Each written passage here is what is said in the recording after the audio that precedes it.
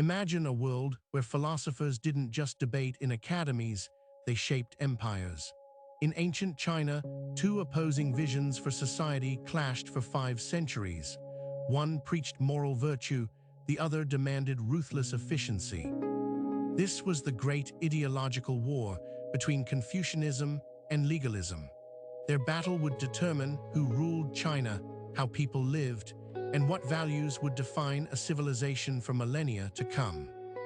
Our story begins in the spring and autumn period, around 500 BCE.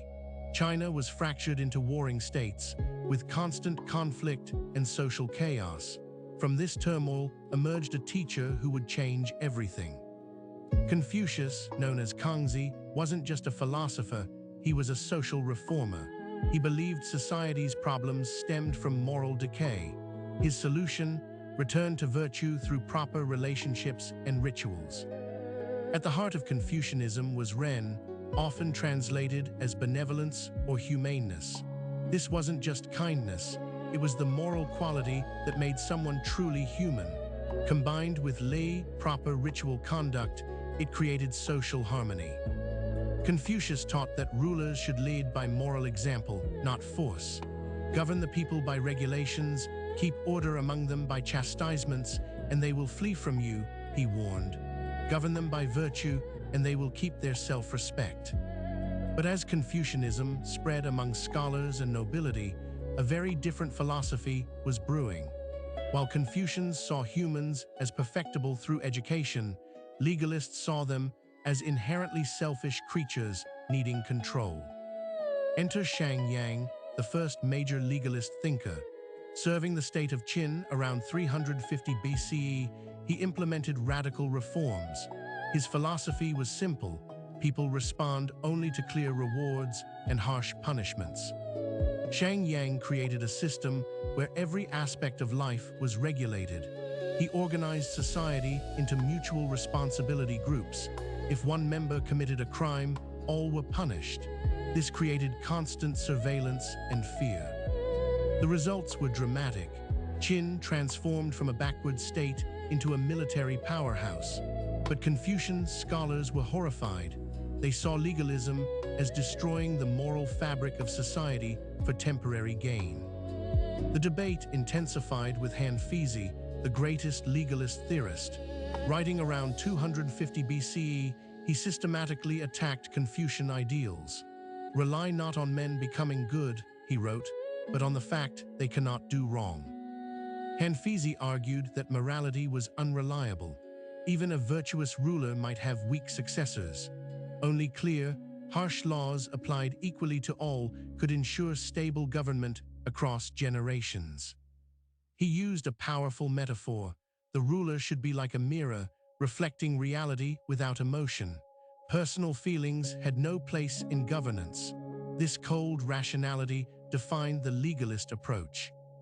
Meanwhile, Confucianism was evolving. Mencius, Confucius's most famous follower, argued humans were naturally good. Our innate compassion, he said, proves our moral nature.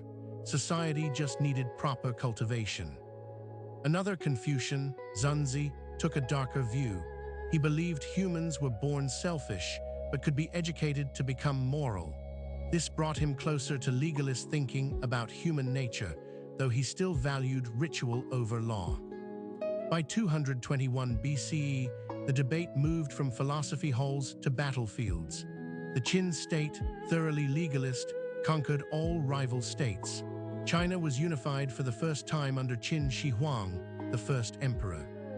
Qin Shi Huang implemented legalism on an unprecedented scale. He standardized everything: weights, measures, currency, even cart axle widths. But most famously, he burned Confucian books and buried scholars alive. The Qin dynasty created China's first centralized bureaucracy, built the Great Wall, and established patterns that would last millennia. But its legalist methods were brutally efficient and brutally oppressive. Confucian scholars secretly preserved their texts, waiting for their moment. They didn't have to wait long.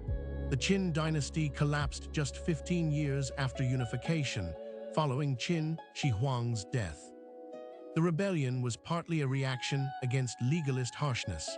Peasants, scholars, and nobles alike had suffered under Qin's relentless demands. The dynasty's rapid collapse seemed to prove Confucian warnings about ruling through fear. After years of civil war, the Han dynasty emerged victorious. Its founder, Liu Bang, was a peasant rebel with little education. He initially dismissed Confucian rituals as useless pomp. But as his rule stabilized, Han advisors realized they needed more than military power. They needed legitimacy. Confucianism offered what legalism couldn't, a moral justification for authority. The turning point came under Emperor Wu around 100 BCE. He made Confucianism the state ideology, establishing imperial universities to train officials in Confucian classics. But here's the fascinating twist. The Han didn't purely adopt Confucianism. They created a hybrid system. Confucian morality provided the ideological framework, but legalist methods remained in administration and law. This synthesis would define Chinese governance for 2,000 years. The civil service examination system, begun in the Han and perfected later, embodied this blend. It tested Confucian classics, ensuring officials were morally educated, but the bureaucracy itself operated with legalist efficiency. This created what historians call Confucian legalist statecraft. Outwardly Confucian, emphasizing morality, family values, and social harmony. Inwardly legalist, with strong central control, detailed laws, and harsh punishments for dissent. The debate never truly ended. Throughout Chinese history, reformers would argue about the balance. During crises, legalist methods often resurfaced. During stable periods, Confucian values were emphasized. Even today, we see echoes of this ancient debate. Modern discussions about rule of law versus moral education, individual rights versus social harmony, even meritocracy versus virtue, all resonate with Confucian legalist tensions. Confucianism's legacy is profound. Its emphasis on education, family, and social responsibility shaped East Asian cultures. The civil service exam system, inspired by Confucian ideals, lasted until 1905, the world's longest-running meritocratic system. Legalism's legacy is equally significant.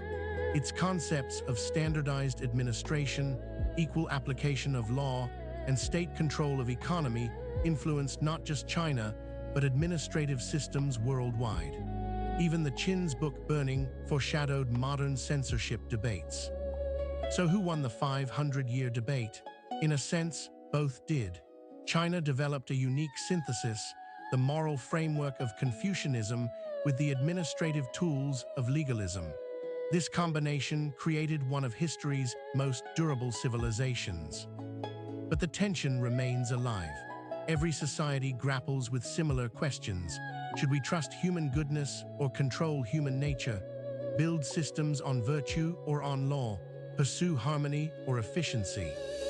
The Confucian legalist debate shows us that governance isn't just about systems, it's about fundamental beliefs about human nature. Are we perfectible through education, or must we be restrained by law? Ancient China's answer was, we need both. Next time on The Oriental Orator, we explore another great philosophical clash, Taoism's natural spontaneity versus Confucian's social order. How did going with the flow challenge rigid hierarchies? Subscribe so you don't miss it.